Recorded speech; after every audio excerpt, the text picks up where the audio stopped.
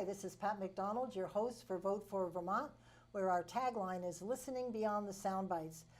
Joining me is Ben Kinsley, who's the co-host and co-producer. Ben, how are you? Thanks, Pat. Smile for the... I know. And also joining us is Lindsay Kurrle, who is the Commissioner of the Department of Labor. Lindsay, welcome. Your first time here. Thank you for having me. Thank you for being here. Sort of newly appointed in the Scott administration. Is this the first time you've been even close to state government as far as working? Well, ironically, I had a small stint early on. In 2009, I worked for the Department of Finance as the Assistant Director of Statewide Financial Reporting. Well, you've got a CPA, right? Yes, so I do. But yeah, this is my first political type, Right, so first, we always ask our guests to tell us a little bit about themselves. Sure. Maybe if you can do it up to the commissioner job. Yeah. So I grew up here in Montpelier, attended Montpelier schools and Montpelier High School, and then attended St. Michael's College, where I graduated with an accounting degree. And I had my first job with, after college, of course, with KPMG, the international accounting firm, and obtained my CPA license while I was working for KPMG. And something a little bit unique about that is that I found myself working often on governmental audits, which I hadn't necessarily, set out to do, but I just sort of fell into that. Right. So quite often I was working on the state of Vermont audit, and I would join my uncle, Dick Pembroke, at the State House for lunch. Yes. So that was pretty fun. After I left KPMG, I went to Central Vermont Medical Center, where I was the accounting controller for 5 years. And then my husband and I started a business, so we're small business owners. We, up until February of this past year, we owned a convenience store and a deli. And great deli, by the way. You did a great job. Thank you so much. And we continue to operate Kurrle Transportation, which is a fuel hauling company. We have the big tankers, not the little pedal trucks that come to your home, but we haul in bulk. So I'm a small business owner, and in 2009, when the economy tanked out, we sort of looked at each other and said, one of us needs to go find employment elsewhere, ready, go. Yeah, right. And so being a CPA, it was pretty easy to find employment, and that's when I did go work for the state of Vermont for a year. And while I was doing that, a position opened up with Central Vermont Home Health and Hospice, and it was actually out of the accounting field, and it was in public relations and marketing. Right. And I have a very strong tie to CVHHH. They had cared for my father when he was in hospice, and I felt it was a really good opportunity to broaden my scope, like what I could offer. And they were willing to take a chance on me, so I did that for 5 years. Yeah, that's us. We've had Sandy Roos on this show, yeah, and I was on their board for a while. Great organization. Oh, absolutely. Yeah. And so that was a really, really great experience for me. And then came to a point where I needed to go back into our family business, and so I was there until the governor appointed me. Okay. So do you still have your deli? This is important to me. Right. No, we don't. We sold it. With the building? We sold the property, the gas station, the deli, I see. and so Jiffy Mart runs it now. Oh. And I'm working often on this side of town, and I don't necessarily have a chance to go, but I'm sure That's it's where I still get delicious. my hair done is upstairs. Oh, really? The deli's downstairs. So do I. So do I. It used to be quite convenient for me. Yeah, that was cool. You got to know these things. So anyway. So we were talking before we started videotaping, and Lindsay and I we won't go into this, but we're slightly related, and you are pretty well known around town. So I guess my question is, how did you go from your fuel business to being appointed Commissioner of Labor? Yeah. Have you ever, and you just said just a little bit in finance. But. Right. So, in the back of my mind, I always thought that I would like to be in public service. And many years ago, in fact, I had reached out to our now governor when he was looking for a chief of staff as lieutenant governor, and I was a little late. He had already hired somebody when I reached out to him, but I sort of just had that desire. Yeah. And when he was campaigning, I certainly was very supportive, and you did an ad for him. I did an ad. Did you ever see that ad? It was really very good. I did see the ad, it was yeah. Good. Yeah. So while that was all going on, sort of behind the scenes, my husband and I were talking about, my desire to be in public service, and I was like, I wonder if there might be a place for me to work in his administration. And I had no plan of what I thought I would reach for. I just, was sort of thinking, oh, I'd like to do that. And around the same time, we started negotiating with Champlain Oil Company to sell part of our business. And so I knew I would need a job. So ironically, the governor was getting his hair cut the day or day after. We all go to the same place. Governor goes to this place. I introduced Is it the him only to, barber to shop Chantal. in town? I introduced him to Chantal, so that's why he it's went, perfect. So I ran into him in the parking lot and just sort of said, hey, I've been thinking maybe. And sure enough, we had a conversation. I started working on with his transition team, and it was his decision about labor. Great, great. Well, I tell you, because of your financial background, it's really perfect because unemployment, workers' comp, it's all about the numbers. And that's a really good skill to have over in that department. It's really great. I feel like my background in finance definitely helps what I'm doing. I also think being a small business owner as well as being an employee, like I've been both in my life, and I really do empathize with both sides. I see both sides, and I think that it's a nice compliment. I can understand each side. So yeah. So, and just maybe as you're talking about those different parts in the department, could you list, or if not, I'll read my list if you don't have them memorized. What's under your umbrella, because it's huge. Yeah. So we have 300 employees, and we have the unemployment insurance and wage and hour division. So that would be the division that both collects a tax from employers that would ultimately pay out an unemployment benefit to Vermonters if they lose a job through no fault of their own. And then wage and hour division, we're there to help people navigate some of the laws, the wage and hour laws in Vermont. So like earned sick time law and whatnot. Then we have workers' compensation. So we don't do rate setting, but we do like claims disputes. So it's like an administrative piece of it. We have workforce development, which is obviously a very large division. We're going to talk about that a lot. We'll talk more. Later. Oh, good. And so we can talk about our career resource centers around the state. I oversee the state's Occupational Safety and Health Administration Program, or VOSHA, as well as a program called Project WorkSafe. And both of those, so VOSHA you can think of as the enforcement of health and safety for Vermont employees. And Project WorkSafe is more a proactive approach. So we have a program where you can call up and ask for us to come out and look at your business and the environment and provide feedback as to how to make it more safe. And every time you go for construction, you've got to call Project WorkSafe to find out where all those little underground things are before you hit them. And you hit electrical lines and gas lines. So we're all about like health and safety. We have in our department, we have the economic labor market information. So those are the folks that are running a lot of calculations, our economists who are giving us a heads up as to what jobs are out there, what our unemployment rates are, just different statistics when it comes to employment, a wealth of information.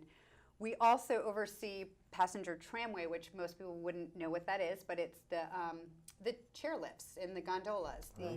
Interesting. I was wondering when I was writing up the questions and doing some research, and I was in your job, but I couldn't remember. Do those folks do fairs and no? So that's somebody else in state government. So ironically, the Ferris wheels. Ironically, there's no one charged in the state of Vermont with overseeing.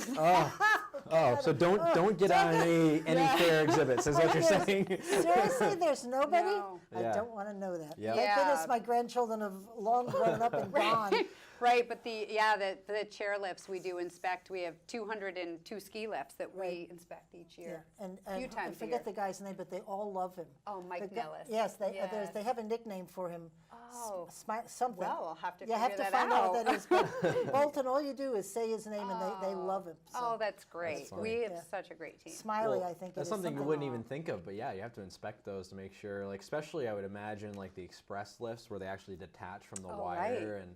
you know, because if that doesn't reattach properly, Right. it's not right. going to end Yeah. well. And, you know, they want to I'm make sure scared that to they death. can evacuate a ski lift under 2 hours. Can you imagine even sitting there 2 hours, right? I've been But that's stuck their on one goal. for close Yeah. to 2 hours. My husband, Yeah. he was the manager over the weekend. He used to work at Bolton, and they did an emergency exit with being stuck up there, and I was out watching them. First of all, they don't get paid enough, these people, Yeah.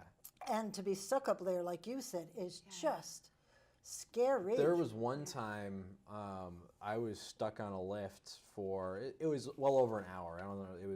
It may have been an hour and a half or so, and where the lift had stopped, our chair was like maybe 6 feet off the ground because it was like where it was. We were so tempted. You just wanted to just jump, didn't you? just Yeah. so close to Watch the bones Yeah. break. Yeah, Well- I'm sure they were like standing there saying, "Don't do it," you know. Yeah. But no, it's very Anyway. tempting. It was Yeah. pretty interesting to watch how Yeah. they do that. Yeah. So we talked a little bit about Governor Scott's campaign, and he made several promises, including a focus on jobs, property taxes, opiate addiction. Some of that falls into your area, particularly the jobs piece of that.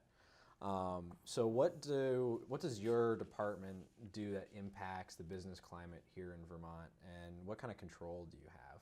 Sure. So, when I came into office, there are certain things that we do that our federal funds drive what we do. So the way we serve a certain population of Vermonters and whatnot. But coming in, what I wanted to do is really make this give equal energy to employers in Vermont and employees. So really listening to employers to hear where are your needs, where are your employment vacancies, because we have a host of Vermonters that want jobs, and they want jobs that will lead to career and supporting their family. So as you probably have heard, the rubric 631. So there's Right, we were just going to talk about yeah. that. Oh, sorry, I'm done. No, that's so okay. there's an average of 6 workers that leave the workforce in Vermont every day. Right. And we have such an aging population. We're the second oldest population in the nation, and so it's an uphill battle for all of us, because as these folks retire and we don't have the population coming in, we need to find ways to make sure that there are employees for these jobs, these demands that are out there. So our department certainly has a fair amount of federal dollars that are for the purpose of serving people. There might be, there's youth, at-risk youth, or there's adults with certain barriers. There are people that have lost their jobs. So there's a host of folks that we serve, and we have these career resource centers around the state. There's 12 of them. A lot of people still think it's the unemployment office. That's right. And it's not. It is the career resource center. So it's a place where employees can go and get help with resume writing, interview skills, learn about what jobs are available in the community. Just, sort of that support. When somebody is out of work, it's really difficult, especially after time goes on, to dive back in, right? It's kind of a daunting task. Yep. And then if you add barriers, people that have certain barriers, like they don't have childcare, or they don't have a car to get them there, so we try to help break down some of those barriers, or just help the person who just simply needs a little sprucing up with their resume or whatnot. So in these career resource centers, we do that. We also try to touch down often and regularly with Vermont employers to really find out what their needs are. Mm-hmm. And ironically, as a Vermont employer, I had no idea how much the Vermont Department of Labor could have helped our company. So there were times where we had the help wanted sign there, and it was my husband and I running this small business. We had 12 employees total between the trucking company and the store. And you wanted to hire people, but it was the two of us trying to, we might be making sandwiches, or we might be fixing the gas pump that somebody drove off with. And so if I had realized that I could have reached out and said, hey, I need some clerks, could you help me with the vetting process? Right. Yeah, that would have because been they'll pre-screen for you. absolutely Yeah. good plug there, right? Yeah. So it's really interesting to me that there's so much we can do for Vermont employers, and we need to get that word out there to say, Now, utilize us. We must have this here. Some companies are mandated to file with Department of Labor. I think it's a certain size.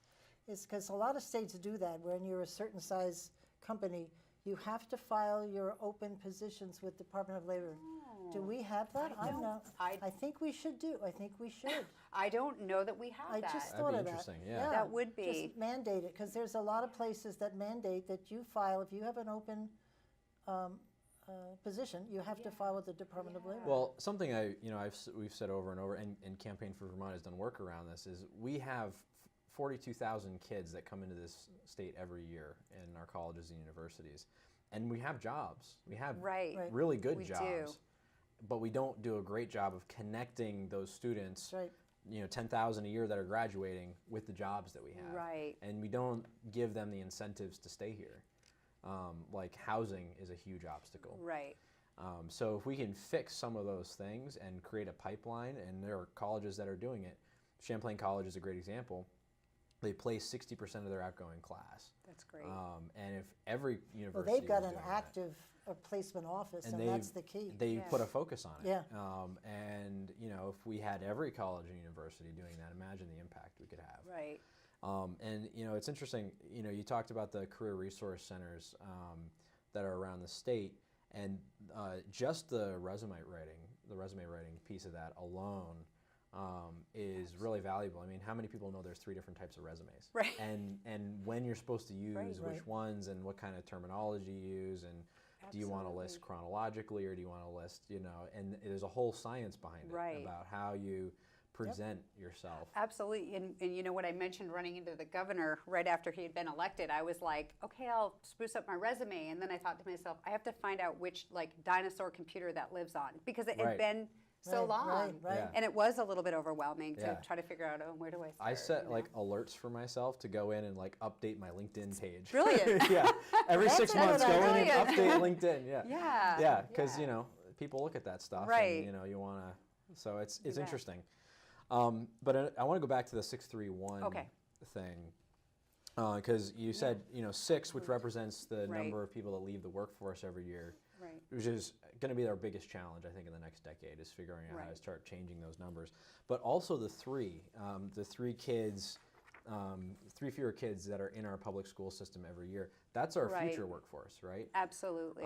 And so what can we do as a state to get to reach those kids and to get them the skills that they need to be in a 21st century workforce? Right. So the Department of Labor, the Agency of Education, the Agency of Commerce, and the Agency of Human Services have really been working together a lot over the last 10, 11 months now, at the governor's urging, certainly to address just that issue. And so what we're trying to do right now is come up with a real robust plan for building a workforce that will meet today's demands and bring us into the future.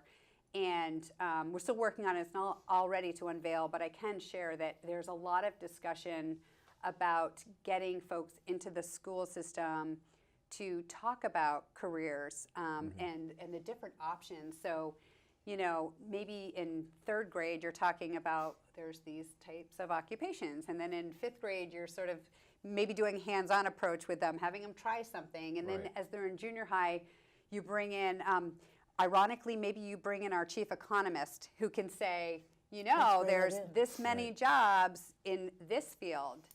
Have you ever thought about, do you like playing games, like video games? Did you know that you can actually have a really successful career writing those games? And this is how much those jobs pay, designs. So we need to really get in and have a very interactive approach with students right up through, and make sure that people have access to technical education. And I'm not talking about necessarily leaving the school building, right? Having some options for it to be exposed to all students. Well, the tech education is just so important. We missed the ball on that. I don't know how many. Completely, yeah. We're just bad at it.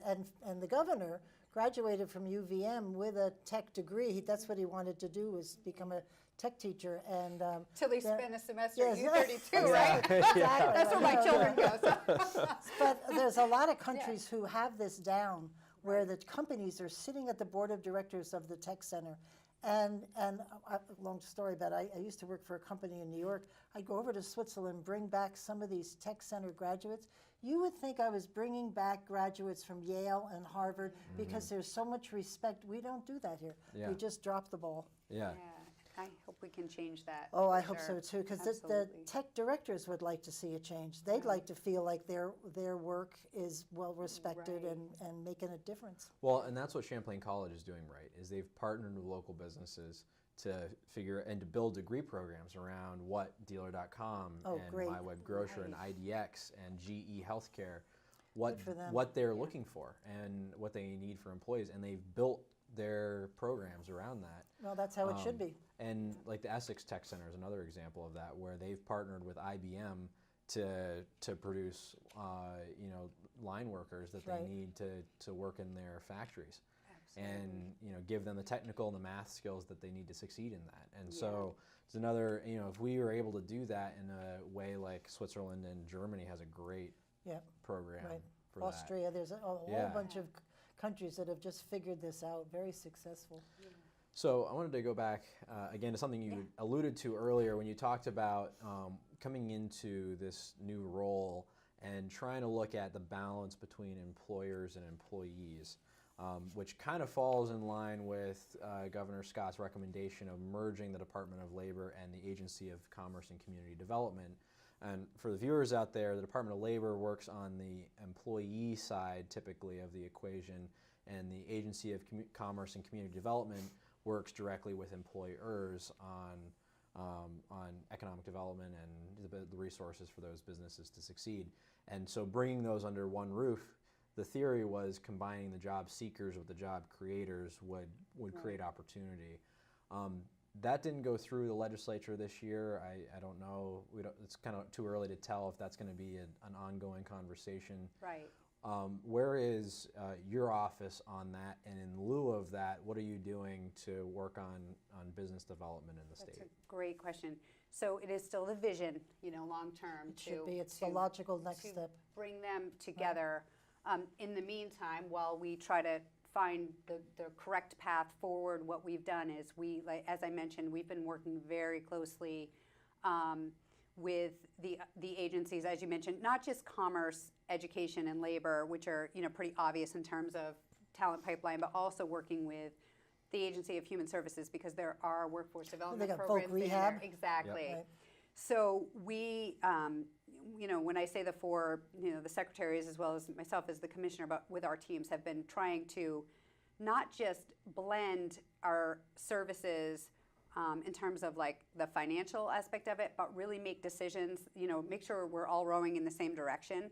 So we all have different grants. And so if you give like a grant here and a grant there, but you're not collectively sort of working on the same either sectors or right. area of weakness, it doesn't have as great of an impact. So while we, try to get to that place in time, we're just constantly talking.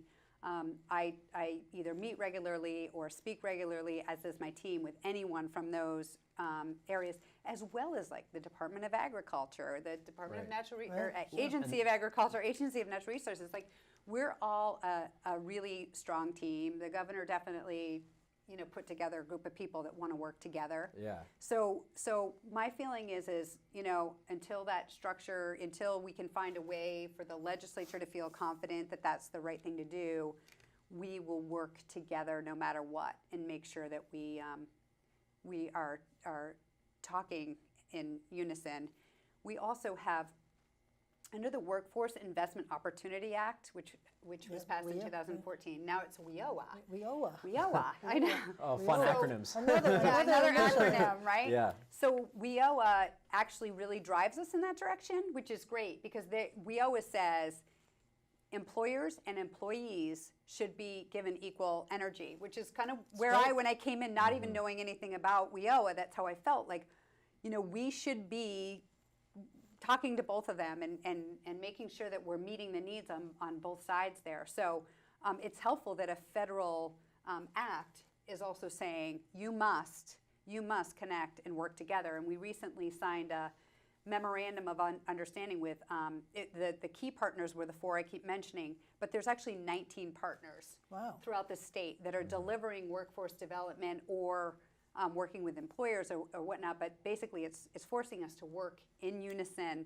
so that when people come in and they need services, they have like a one-stop option for getting those services. It's not like they're trying to find out like, oh, I need help with childcare and I lost my job, and oh, I need fuel assistance, right? They're kind of running around right now. Right. But we're creating what is called a one-stop system. And right now we've lifted that in Burlington.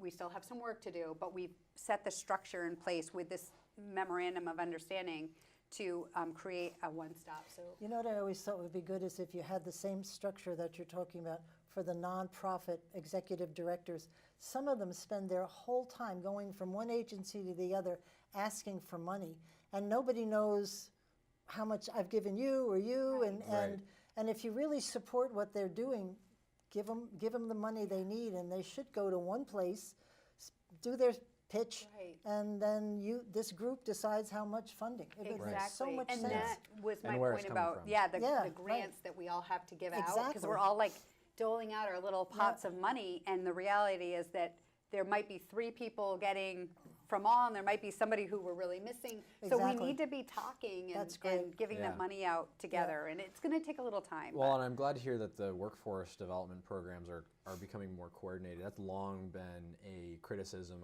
of Vermont's economic development strategy, is those workforce development programs that are all over the place. The other cool thing with, I'm going to get this wrong, WIOA? Yeah, WIOA, no, you got it. Got WIOA. it, okay.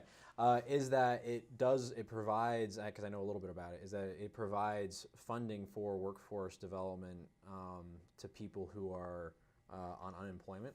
Right. And that's really key because it allows people to change industries in between in between jobs, which we need to do. We know that that industries are changing quicker than they ever have before. Right.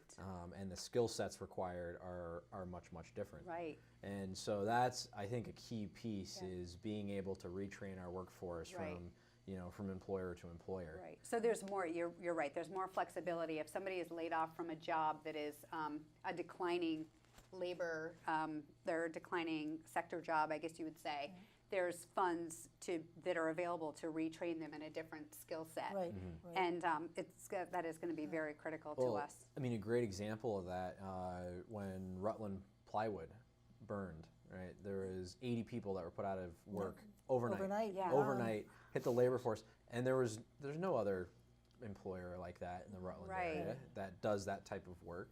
That Well, could you've got a absorb real that. emergency plan when they've got companies like that. They go in with this SWAT team and do a great job. Thank you. It's called rapid response. So that's another piece that these career resource centers do around the state, is when we learn of layoffs, we reach right out and we offer these rapid response services, which folks can either come to our career resource center, or we can go right to the employer site. You guys do a great job on and that. so we can explain to them what their options are in terms of first of all, applying for a benefit to help them through a difficult time, but also then, this is how we're going to shorten your transition time, because we're going to help you, these are jobs that are available, or if you need, new training, we've got this available to you. So, yeah, it's a really unique program. That's good. So today, in the newspaper, the governor announced that Dustin Degree, who is a senator from Franklin County, is stepping down, and he's going to become the Director of Workforce Expansion in the governor's office. And also, in the beginning, he appointed Tate Brooks as Director of Affordability and Economic Growth Initiatives.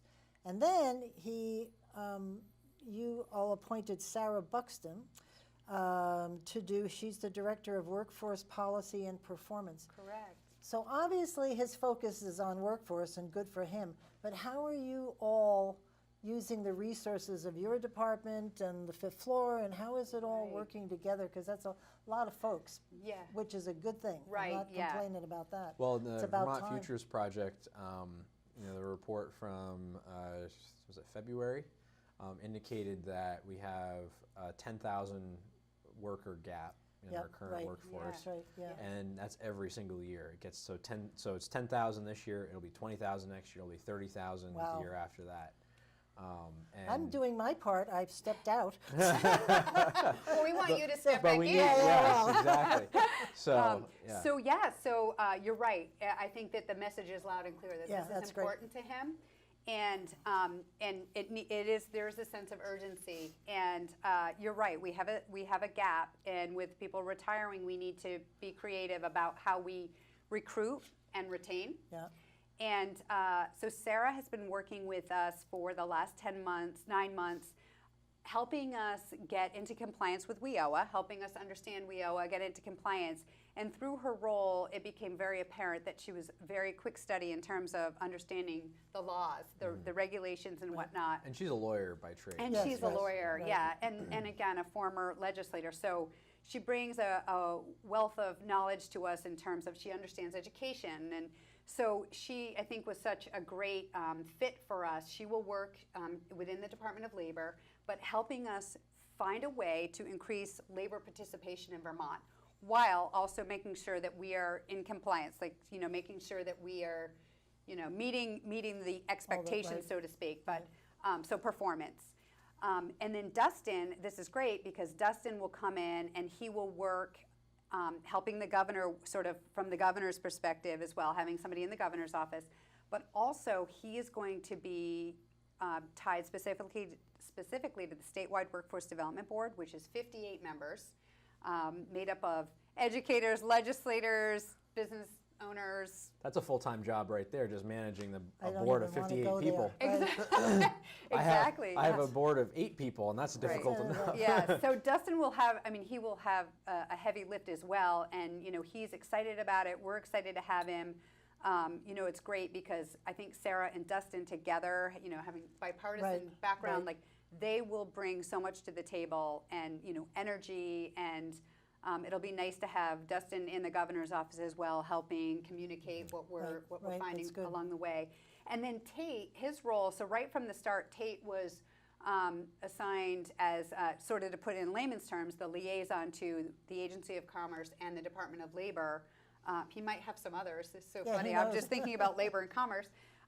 So his role, he helps Secretary Shirling and myself and the team there make sure we're communicating what we need to Right. communicate to each other, and again, bringing stuff back and forth to the governor's office and making sure that, again, we're all rowing in the same direction. Because he's been, So- I've seen him in pictures when the governor was up in Canada meeting with employers. Tate was there. I So think Tate he facilitated reaches some of out. Yeah, I those, think yeah. he reaches out to employers trying to attract them absolutely to the come to state. Vermont. Yes, Which yes. is where I just kept thinking about housing, which is to invite a company here, you've got to have schools and housing, Yes. and we've got some shortfalls, which we have to fill those gaps too. We're making progress. We got a We're supposed to big, have, in Burlington alone, we're supposed to have 1,000 units of housing in the next year come online. So Great, yeah. That's great, because it's needed absolutely. everywhere. yeah, absolutely. Yeah, yes. Yeah.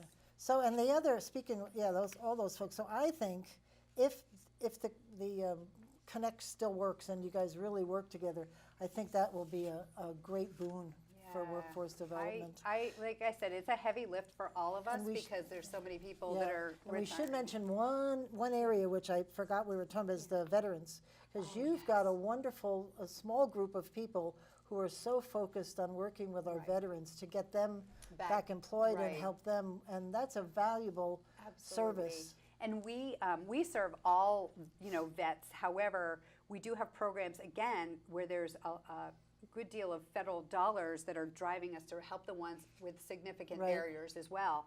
So we're trying to really help them. Any vet can walk into any of our What is that resource thing center. called, We're gonna stand help. down, stand up, stand something? Yeah, I'm But not, I'm not sure. There's an event that they have every year, and we were involved in Oh, it, interesting. where it's in Burlington, and the Air Force, everybody's there, they're bringing sleeping bags and clothing and stuff, and then we're there to bring jobs. And it's stand down? I'm sorry, I Yeah, apologize to sure. everybody Yeah, that I no, didn't it's know fine. that. No, But I anyway, think it's we do have, like you said, the vets are very important to us. The other thing that we keep saying is mature workers. So the people that are retiring, maybe they're, I use my mom as an example. She had a long career in city government and retired, and will say, and she does have another part-time job, but she'll say to me, I kind of would like, to work a few days a week. I don't want to have to be beholden to get up. Her mother was a legend in Montpelier. She's not telling you that. But so my point is like these, we already know that these mature workers, so to speak, have great work ethic, right? And so some of them, they want to work, but they can't necessarily work because maybe they'll be taxed too heavily because of their Social Security or whatever it may be. Yeah. But how can we get, for those that want to come back in and do something a little different, but they want to work 20 hours a week, we need to find ways to get them in, right? We need to find incentives to make that work for them. Yeah, I like that flexible hours. Right? Well, What did you say we're Mature workers. Mature At workers. 3 o'clock, I finally figured out the benefit of the 3 o'clock nap. Used to be I could take a Coca-Cola and I'd be fine. Not anymore. So I have 2 cups of coffee a day. Yes. But it was interesting. So you kind of bring up a good point, and it's not all that unsimilar from how Vermont taxes veterans benefits, and we're one of the only states that does that. And it's just kind of another thing, and the way that we treat retirement income also. There are states like Don't tax. well, there are states like everyone thinks people go to Florida, retirees go to Florida because of the weather. It's not only because of the weather. It's because their tax structure is such that there's high financial incentive for for people who are living off of retirement income to go to places like Florida and Virginia and South Carolina and places like that because of the way that they've structured their taxes. And Vermont's the second oldest state in the country. Maine is the oldest, and there are absolutely things that we can do to lower the tax burden for retirees to keep them here because they still contribute to the economy. And if businesses have the workers they need to grow, that will put back into our economy. So. Well, and they pay property taxes and they pay sales taxes and they buy fuel, they buy food, they buy so they're part of the economy. Right. An important piece of the economy, and so creating incentives for them to be here and maybe work a couple days a week is a great thing. Yeah. Is your department involved in the opiate discussion with Jolinda? So I we certainly touch down and keep in contact and have some representation. I wouldn't be able to talk a great deal on that. No, I was just wondering because when we were mentioning those 3 things in the beginning of the show, and we said the jobs is yours.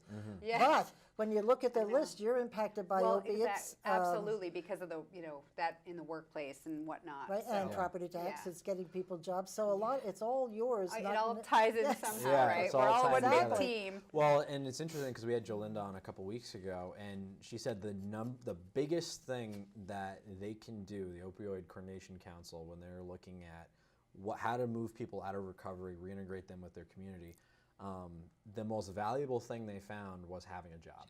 If you have a job that you have, that requires you to be accountable for something, and that gives you some level of security, financial security and stability, that is the best tool that you can use to get someone reintegrated into their community. Absolutely. And there are programs, certainly, I think, more specifically through Human Services even, but that help folks that are dealing with opiate addiction to get, find employment and get employers to take a chance on that. Your people out in the field must deal with mental illness too, a whole lot. Because we have Mary Moulton in here. I think she's one of our star visitors because there's always something going on in mental health. It's and they've got to be trained on how to deal with them. Yeah, and you're right. I mean, and again, the best, for any of these folks is to have a job, have a sense of purpose, I guess, and be able to support themselves. Exactly. Well, and Sterling Peoples is a great example for the disability community about how powerful having a job can be for those people. And yes, there's probably employer accommodations that need to happen to make that. But it's such a fulfilling thing to have, to be able to go to employment, a place of employment, and have a job and do something that they feel like they're contributing in some way to society. And that's and she's been on the show as well. Do you know Sterling? I don't. Oh, her mom and dad worked for state government forever, for years. They both retired, and she has a disability, but her mom and dad, just because of who they are, I think they told her from the moment she opened her eyes, You can do anything you want, go do it. And darned if she hasn't. Yeah. If there's a fan club, I'm the president. Yeah. Well, and that's how I feel she's about, amazing. you know, people with disabilities, I think, have been overlooked at times for, too often. And we really can make a difference. And I'm so glad you said that, because I do agree with you. I think that, again, there's a great desire to work, and they have great work ethic, and we have to help. We have to, you know. Well, I don't want to waste the time because I really want to have other questions. But remember when we went to the 50th anniversary, this thing of Mary's Washington County Mental Health, there was a panel of young people who didn't have the ability to speak and to communicate through speak. So they taught them how, they taught them how to use typewriters. And these most of them were men, weren't they? There were guys. I think There's a whole mix, yeah. What they were thinking and couldn't get out was so emotional. Words, big words that I don't even use. And they wrote poems, and they told stories about themselves, and it's all inside, but they can't get it out. I just It's found incredible. that. It really was. Yeah. Blew my mind. Like some of the, there's a lot of this, because they taught them how to use typewriters and computers, and they're writing poetry and songs and all of this stuff that they had inside of them, but but couldn't communicate it except through that medium. And it's really amazing in a lot of ways. Right. All right, so we have to move along. I have to quit jabbing here. So why don't you take it on the... Sure. So there was recently in the news some, I guess, disappointing news for your department. Maybe not so much for some businesses, but there was apparently $26,000 that 26 million. Oh, I'm missing a couple zeros on my notes. Wasn't it 26? No, it was actually 26,000. Oh, that's Oh, it was all. 26,000. Yes. Okay. There you go. Oh my 26,000. God, I read it as million. No. 100 apologies. No worries. What was that from that was repaid back to businesses, and why was it repaid? Yeah, so what happened was, we're in the process of modernizing our unemployment insurance system, which is like decades old. And while they were doing some testing, they discovered a rounding error where, somebody coded improperly. It went I don't know, far back as like 2008, but it was a 0.05% overcharge to employers if they were carrying a past due balance. So just to put it into perspective, if an employer had a past due balance of $1,000 for an entire year, they would have been overcharged $2.50. Oh, okay. So it's not enormous, Yeah. but the reality was when we found it, we all felt like this needs to, we need to pay this back. Yeah. This was an it was an oversight, I'm sure. But the reality is, it's not that easy to figure it out. So we're still plugging along on that. Wow. And we've had To very figure out I think it's which good you came businesses, forward.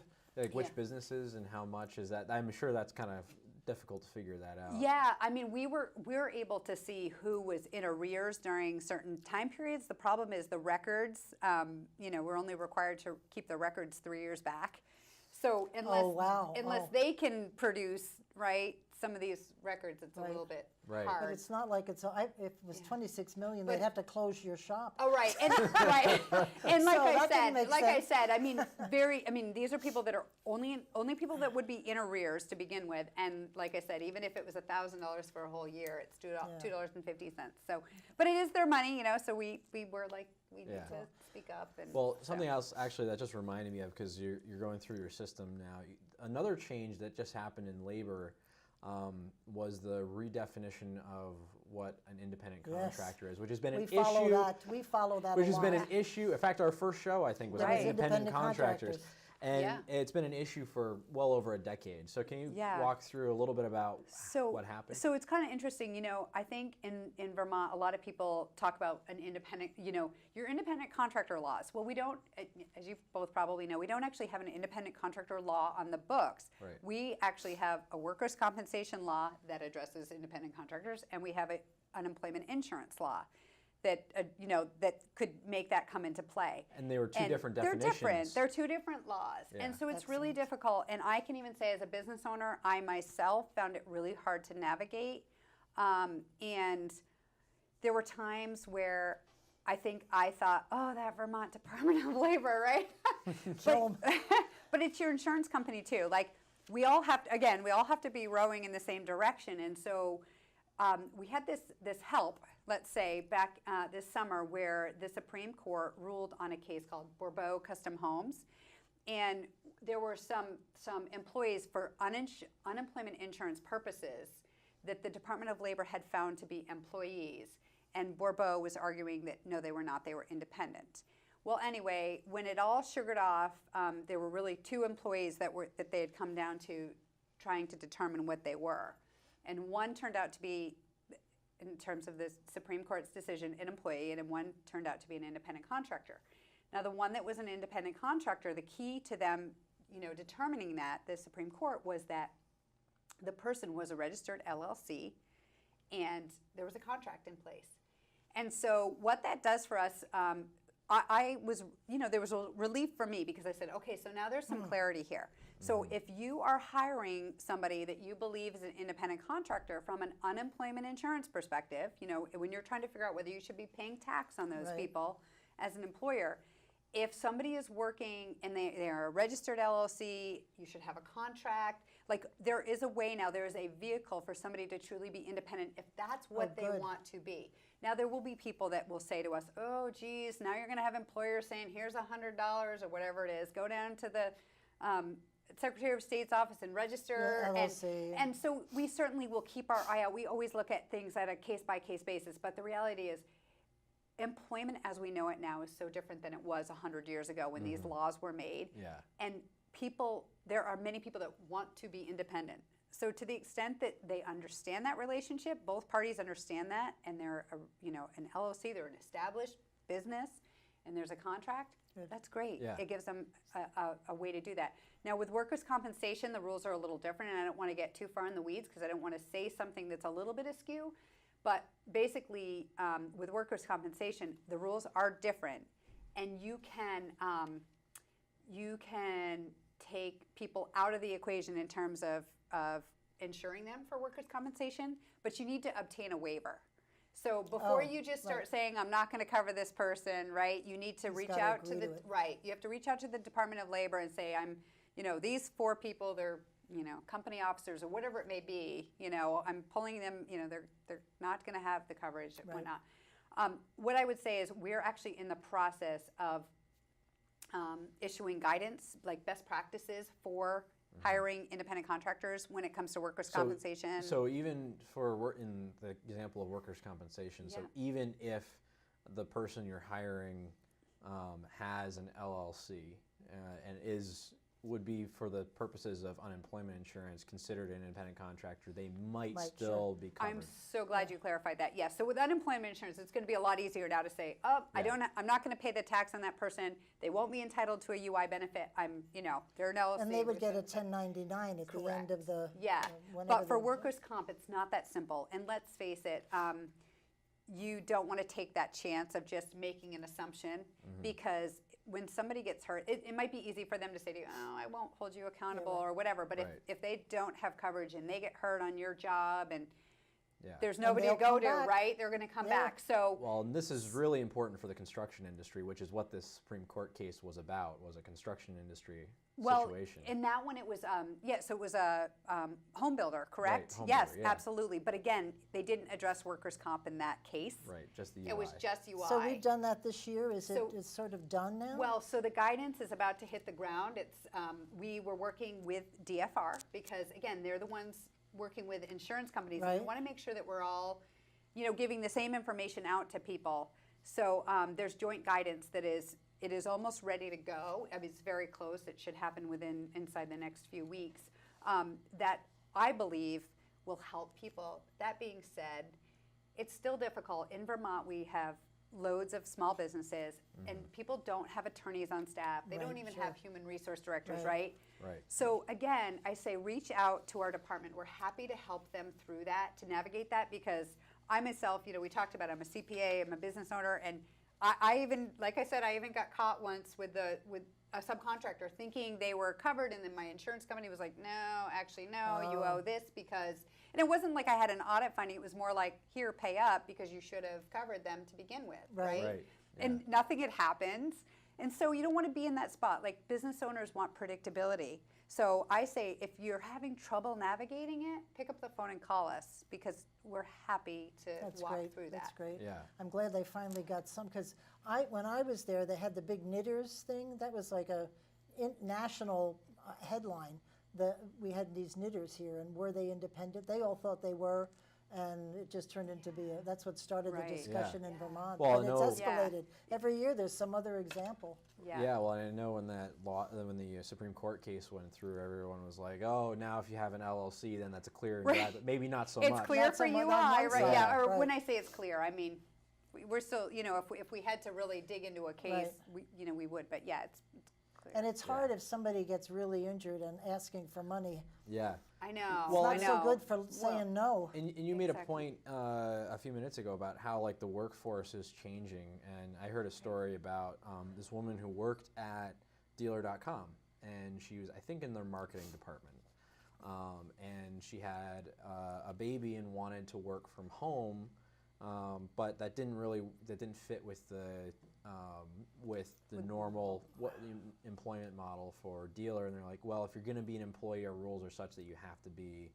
in the building, you have to work in the office. So they explored doing independent contractor. So like, I can be an independent contractor. I can do the work from home, have control over my schedule, all of this stuff. Right.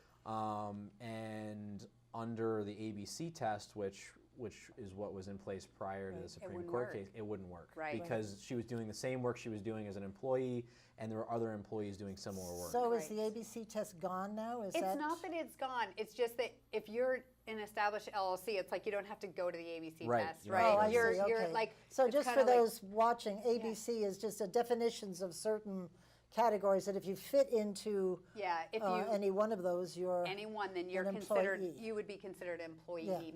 Yeah, But the LLC, you're totally right. This enables people who really want to be independent and make an investment, right? Because if you are you're a carpenter and you have your own set of tools and you're showing up at the job site and you're working for yourself, right? You've got a big investment. We had who was a painter? No, it was a construction guy we had on the show.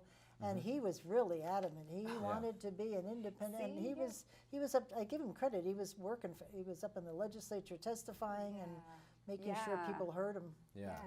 Anyway, we have 6 minutes left, and I wanted to talk about our dear federal government.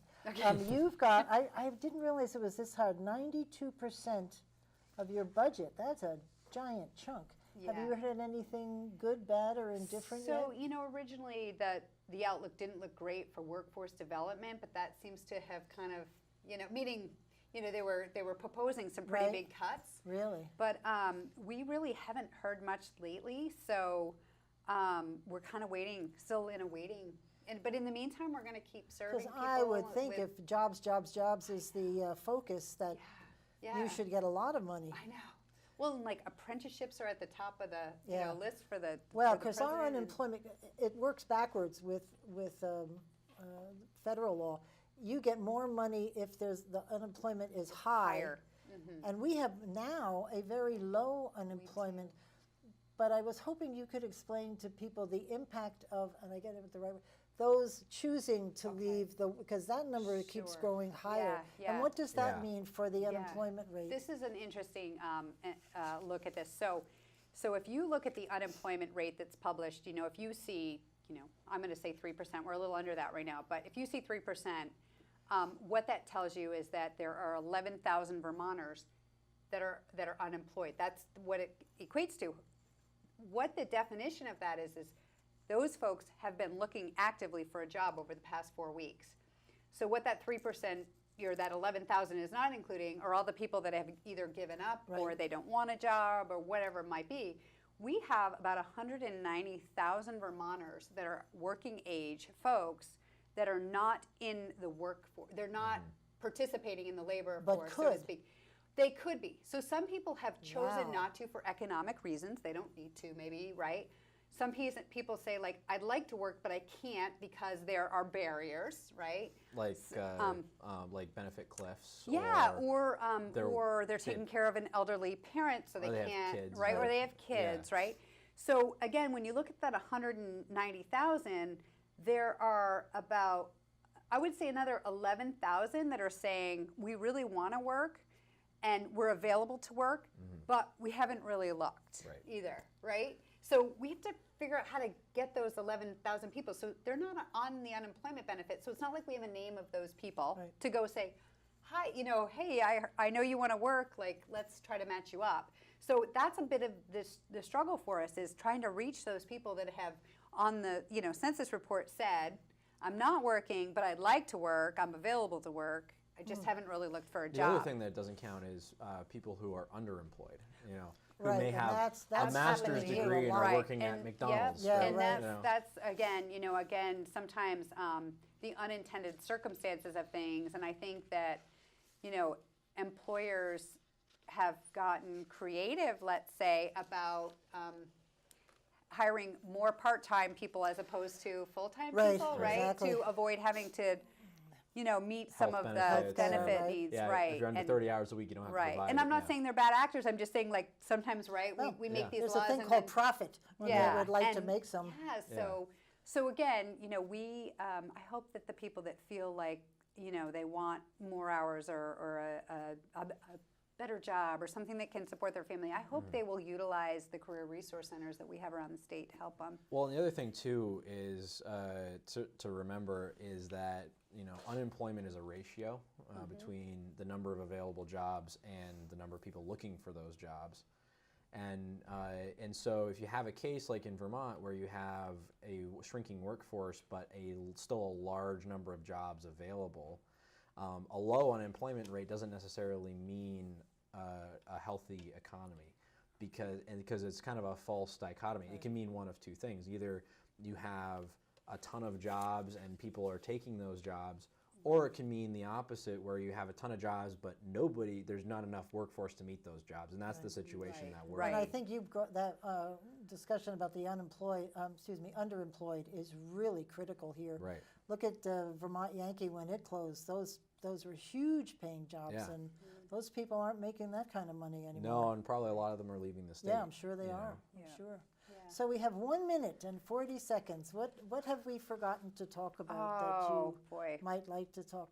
I just, you know, I'm so excited about where I think we can head, where we can get to with, you know, workforce in general.